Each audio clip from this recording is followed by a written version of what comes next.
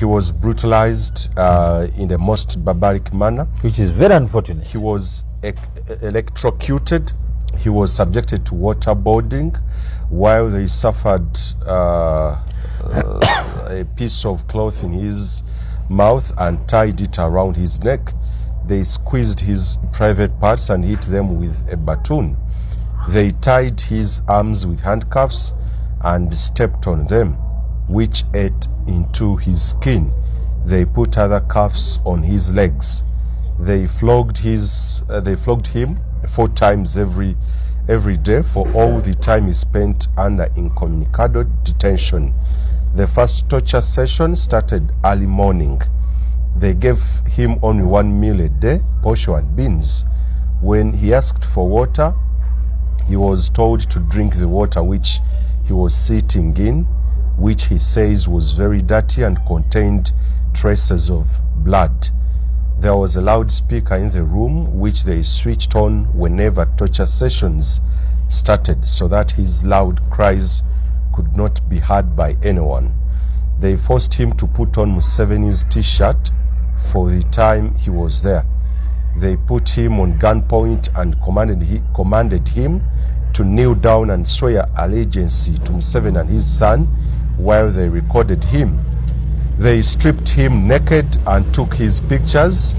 They cut off his beard violently while mocking him. Museveni's son, Muhoozi Kainerugaba, came on the 3rd day and personally participated in the torture. He challenged Eddie to fight him if he thinks he is strong, a man on handcuffs. One of the operatives came and asked him amagara, which means how is life in Runyankore.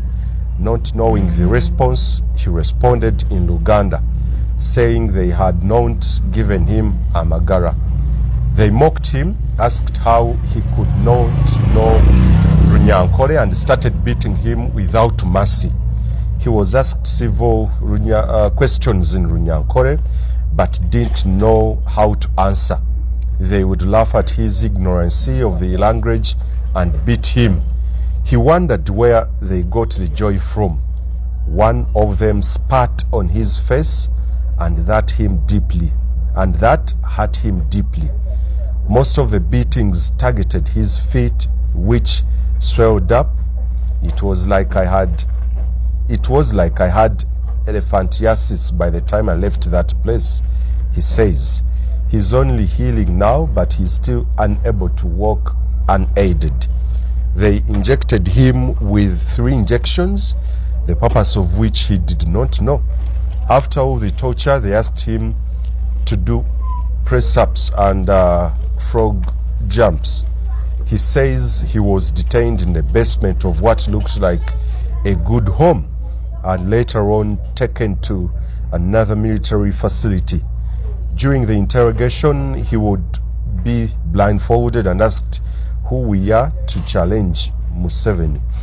That is only part of the story. Since we went with his mother, wife, and his 8-month baby, he reached a point and broke down and didn't want to say more. He says that he has difficulty finding sleep. Every time he closes his eyes, he sees these monsters approaching him.